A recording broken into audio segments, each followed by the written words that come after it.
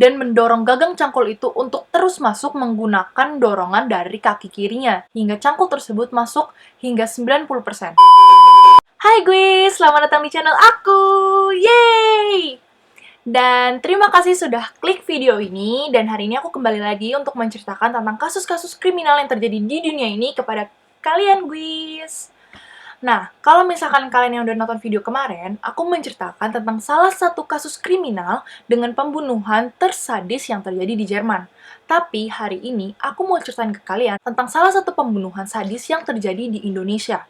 Nah, menurut aku yakin dari kalian pasti udah banyak yang dengar dan tahu tentang kasus ini. Karena kasus ini merupakan kasus yang sempat viral di Indonesia beberapa tahun yang lalu. Tepatnya tahun 2016 hingga 2017. Karena korban yang dibunuh secara sadis. Dan korban dari kasus ini ialah seorang wanita bernama Eno Fariha. Dan bagi keluarga atau kerabat dari almarhumah yang menonton video ini, aku mau mengucapkan maaf yang sebesar-besarnya jika ada kesalahan dari penulisan nama almarhumah. Karena dari beberapa sumber yang aku cari dan aku teliti, penulisan nama almarhumah di beberapa sumber tersebut berbeda. Yaitu ada yang menulisnya dengan nama belakang Fariha dengan menggunakan F, Fariha dengan penggunaan huruf depan F tapi belakangnya ada H, dan Eno Pariha dengan menggunakan P dan Eno Pariha. Oleh karena itu, untuk keluarga dan kerabat yang menonton videoku ini, aku mohon maaf sebesar-besarnya jika penulisan nama dari almarhumah itu salah. Dan di video ini, aku menggunakan data dari pihak kepolisian, yaitu Eno Fariha. Data dari kepolisian ini aku dapat dari channel YouTube 86 yang mengusung tentang kasus ini dan menceritakan serta menampilkan rekonstruksi langsung tentang kejadian pembunuhan almarhumah Eno Fariha. Jadi bagi kalian yang mau nonton rekonstruksinya, itu kalian bisa langsung klik link di description box. Aku bakal taruh di description box link dari rekonstruksi kejadian pembunuhan almarhumah Eno Fariha di channel YouTube 86. Dan seperti biasanya, aku mau menceritakan terlebih dahulu tentang latar belakang dari almarhumah Eno Fariha dan para pelaku. Eno Fariha merupakan anak bungsu dari 7 bersaudara dari pasangan Arif Fikri dan Mahpudo. Eno lahir pada tanggal 6 Oktober 1997 dan hingga saat itu Eno masih aktif menjadi salah satu karyawati di perusahaan yang bernama PT Polita Global Mandiri yang berlokasikan di Tangerang. Eno bekerja sebagai operator di PT Polita Global Mandiri atau yang biasa disingkat menjadi PT PGM. Eno dan kedua orang tuanya memang tinggal secara terpisah karena kepentingan pekerjaan. Kedua orang tua Eno tinggal di Desa Pengandikan, Kecamatan Lebakwangi, Kabupaten Serang, Provinsi Banten. Sedangkan Eno tinggal di mes yang disediakan oleh perusahaannya yang beralamatkan di Desa Pengandikan, Kecamatan Sepatan Timur, Kabupaten Tangerang, Provinsi Banten.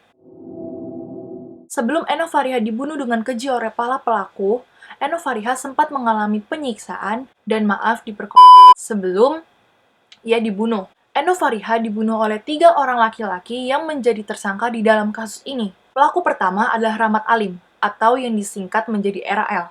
Ia berusia 15 tahun dan merupakan pelajar aktif kelas SMP 2 di Tangerang. Dan dia juga mengaku bahwa ia saat itu sedang dekat dengan korban. Yang kedua, Rahmat Arifin, atau yang akrab disapa Arifin, berusia 23 tahun, yang juga merupakan karyawan di tempat Eno bekerja, yaitu di PT PGM, tetapi dia berbeda dengan Eno. Kalau Eno tadi posisi di operator, sedangkan Arifin ini posisinya di helper. Yang ketiga adalah Imam Harpriyadi yang berusia 23 tahun dan merupakan laki-laki yang pernah ditolak cintanya oleh Eno. Berdasarkan kesaksian dari RAL atau Rahmat Alim, ia dan Eno berkenalan lewat sosial media dan baru 1 bulan terakhir intens melakukan komunikasi melalui SMS. Semua kejadian ini bermula ketika RAL pada siang harinya menanyakan kepada Eno apakah Eno mempunyai acara pada malam hari atau tidak. Karena mungkin ya dia pengen ajak jalan atau pengen ajak makan dan lain sebagainya. Dan entah bagaimana akhirnya RAL dan Eno berjanjian untuk bertemu di kamar mes Eno. Kamis 12 Mei 2016 sekitar pukul 23.30, pada waktu itu kawasan Dadap dan sekitarnya termasuklah si mesnya korban itu sedang diguyur hujan deras. Dan kalau kalian tadi masih ingat, RAL dan korban ini berjanjian lewat SMS untuk bertemu pada malam hari.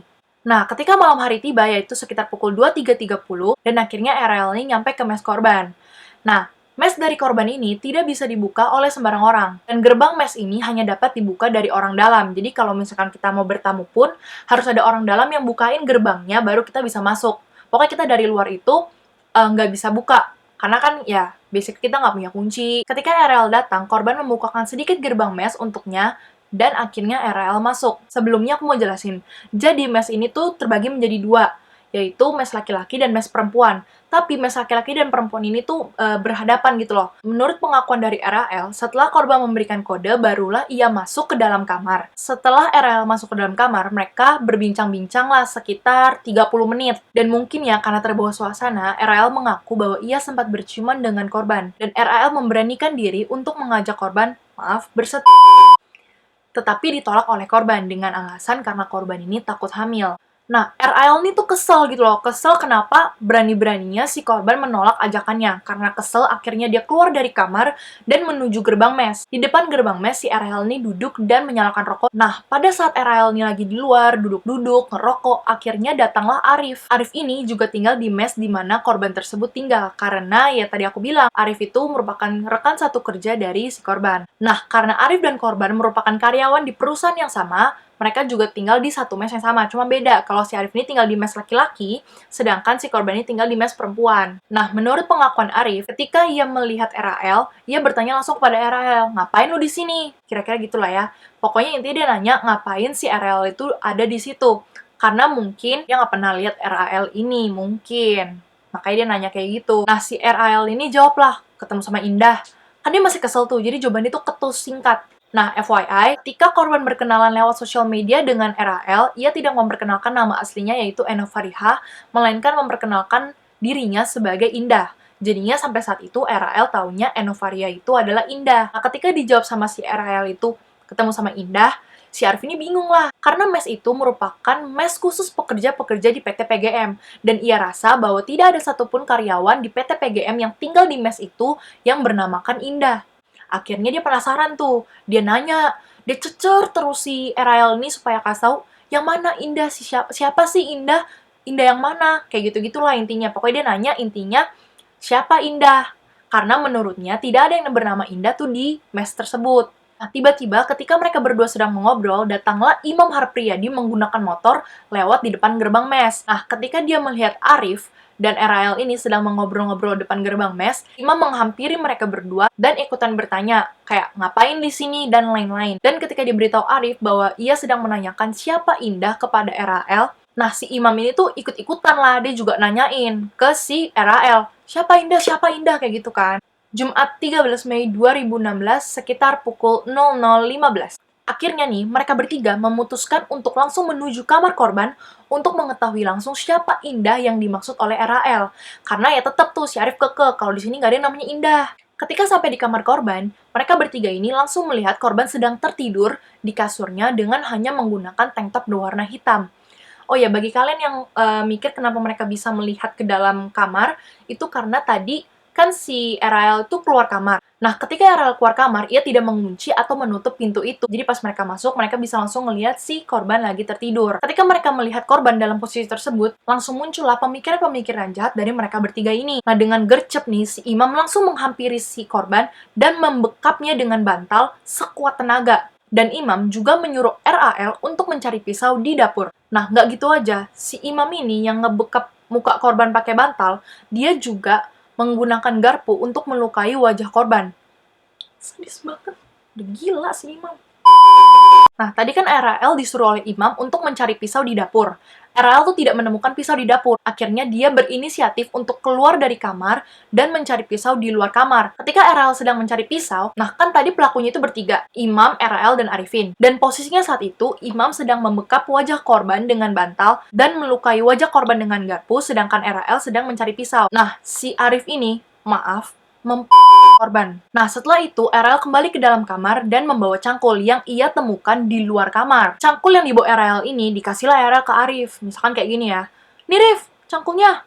Nah, si Arif ini malah membalikan cangkul itu kepada si RL dan berkata kayak, misalkan ya, nih lu aja. Dan si Arif ini bukan itu aja, dia nyuruh si RL ini buat mukul kepala dan leher korban menggunakan cangkul. Nah, si RL ini gak ada otaknya kan dia kan. Dia pukul akhirnya si korban dengan menggunakan cangkul di bagian kepala dan leher yang mengakibatkan luka lebar di bagian kepala dan leher korban. Nah, yang paling gilanya lagi nih ya guys, abis si RL ini mukul korbannya, pakai cangkul di bagian kepala dan leher, ia langsung keluar kamar dengan alasan ia jijik atau geli melihat kondisi korban yang saat itu sudah berlumuran darah. Terus nggak berapa lama kemudian, akhirnya RL kembali masuk ke dalam kamar dengan tujuan untuk memeriksa nih, apakah si korban sudah meninggal atau belum. Nah, ketika RL ini kembali masuk ke dalam kamar korban, ia melihat bahwa kepala korban ini sudah digulung atau ditutupi kain. Nah, karena tadi masih ada dendam karena ajakannya ditolak, RAL ini akhirnya menggigit, bagian kiri korban dan menimbulkan bekas memar. Nah, setelah korban ini tidak berdaya, si Arif ini menyuruhlah si RAL untuk memegang kaki kanan korban dan membukanya lebar-lebar. Mengangkang. Setelah korban dalam posisi tersebut, si Arif ini mengambil cangkul yang tadi dan memasukkan gagang cangkul ke itunya korban dan mendorong gagang cangkul itu untuk terus masuk menggunakan dorongan dari kaki kirinya hingga cangkul tersebut masuk hingga 90%. Lalu disitulah korban menghembuskan nafas terakhirnya akibat perlakuan keji dari 3 pelaku ini. Nah, setelah itu RL mengambil HP korban dan keluar dari kamar menuju ke kamar mandi untuk membersihkan bekas-bekas darah yang ada di tangannya. Setelah itu, Arif pun menyusul RL ke kamar mandi untuk melakukan hal yang sama, yaitu mencuci tangan yang ada bekas darahnya itu. Nah, si imam ini akhirnya juga keluar dari kamar nih, untuk menutup engsel-engsel dari kamar lain agar aksi keji mereka ini tidak ketahuan oleh penghuni lain.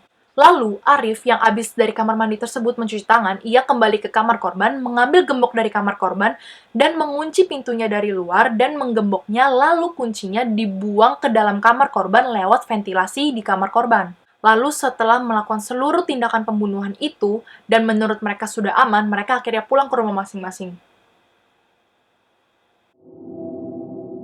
Aksi keji dari 3 pelaku ini akhirnya terbongkar pada hari yang sama, yaitu pada tanggal 13 Mei 2016, di mana mereka menghabisi nyawa korban. Sekitar pukul 08.40 waktu Indonesia bagian Barat, 3 teman korban yang juga merupakan penghuni mes yang bernama Eroh, Tikro, dan Nopi. Ketika mereka menemukan bahwa korban telah tewas, mereka langsung menghubungi polisi dan akhirnya pada 15 Mei 2016, polisi menangkap 3 pelaku yaitu RAL, Arifin, dan Imam. Dan pada hari yang sama, polisi langsung melakukan prarekonstruksi kepada 3 pelaku ini di tempat kejadian selama kurang lebih 30 menit dengan adegan-adegan inti saja. Akhirnya, pada tanggal 16 Mei 2016, polisi menetapkan 3 tersangka dan pada 17 Mei 2016, akhirnya digelarlah rekonstruksi dengan 31 adegan selama kurang lebih 1 jam di tempat mes tersebut. Dan pada tanggal 7 Juni 2016, RAL yang merupakan salah satu tersangka di dalam pembunuhan tersebut, akhirnya menjalani sidang perdana di Pengadilan Negeri Tangerang. RAL menjalani sidang peradilan anak karena umurnya masih berumur 15 tahun dan tergolong masih di bawah umur. Masih di bawah umur kok kelakuan kayak gitu, ya ampun. Akhirnya, pada tanggal 16 Juni 2016, RAL dijatuhi vonis yaitu hukuman penjara selama 10 tahun ketika persidangan pembacaan vonis terhadap RAL ini telah selesai dibacakan dan sidang tersebut telah selesai. Terjadi kericuhan di pengadilan tersebut karena kerabat dan keluarga korban tidak menerima bahwa RAL hanya dijatuhi vonis selama 10 tahun. Kericuhan tersebut mengakibatkan beberapa kerabat dan keluarga korban yang dianggap provokator oleh polisi diamankan, dan juga berdampak pada beberapa kerabat dan keluarga korban serta polisi mengalami luka-luka. Pada 5 Oktober 2016, kedua tersangka lainnya yaitu Imam dan Arifin menjalankan sidang perdana mereka di Pengadilan Negeri Tangerang dan terancam hukuman mati. Dan pada tanggal 25 Januari 2017, kedua tersangka yaitu Imam dan Arifin menjalani sidang pembacaan tuntutan dan mereka dituntut hukuman mati karena terbukti bersalah atas pemerkosaan dan pembunuhan berencana. Dan pada tanggal 1 Februari 2017, Imam dan Arifin menjalani sidang dengan agenda pembacaan nota pembelaan. Hingga pada 8 Februari 2017, yaitu merupakan sidang penjatuhan vonis terhadap Imam dan Arifin. Dan mereka dijatuhi vonis hukuman mati. Ini baru tepat, ampun jahat banget. Cuman mereka jahat banget. Kalau kalian lihat dari berita nih, atau kalian nanti klik aja link yang ada di description box, dan kalian lihat muka dari Imam dan Arifin yang terlihat sangat tidak menyesali perbuatan mereka. Dan kan harus tahu satu hal, aku kesel banget ya, sumpah. Bisa nih bahas-bahas yang kayak gini nih, orang-orang kayak gini nih. Kalian tahu, Imam dan Arifin tetap tidak mengakui perbuatan mereka, dan mereka merasa tidak melakukan perbuatan tersebut, dan mereka merasa dijatuhi hukuman yang bukan merupakan kesalahannya. Padahal udah banyak bukti gitu loh.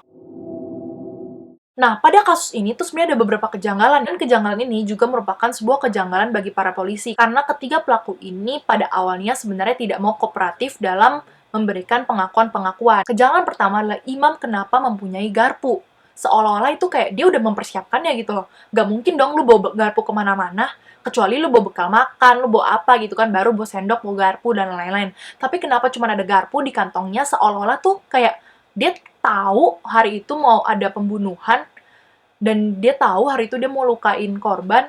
Kayak aneh banget gak sih, tiba ada garpu. Emang kita bawa garpu kemana-mana buat apa? Dan yang kedua adalah cangkul. Cangkul yang ada di luar kamar ini sangat aneh. Karena kayak tiba-tiba kenapa ada cangkul di luar kamar? Dan letaknya itu kenapa deket banget sama kamar dari si korban? Dan menurut polisi, seolah-olah cangkul tersebut sudah dipersiapkan oleh mereka bertiga ini untuk membunuh korban. Kejanggalan ini juga disampaikan oleh para penyidik yang menilai bahwa mereka bertiga ini kurang jujur, sebab juga ada pengakuan dari mereka bertiga yang dimana mereka mengaku bahwa mereka bertiga tidak saling kenal. Kayak sebenarnya udah janggal ya menurut aku pribadi juga, karena kayak kalau nggak kalian bertiga nggak kenal, kenapa kayak bisa sedekat itu gitu loh, kayak bisa ini gini ya, gitu ya. Lebih kayak udah memang dipersiapkan dan direncanakan gak sih? Ya kan? Menurut kalian gimana? Mereka ini memang nggak saling kenal atau emang pembunuhan berencana? Coba kalian komen di bawah, aku pengen tahu menurut kalian tuh kayak gimana.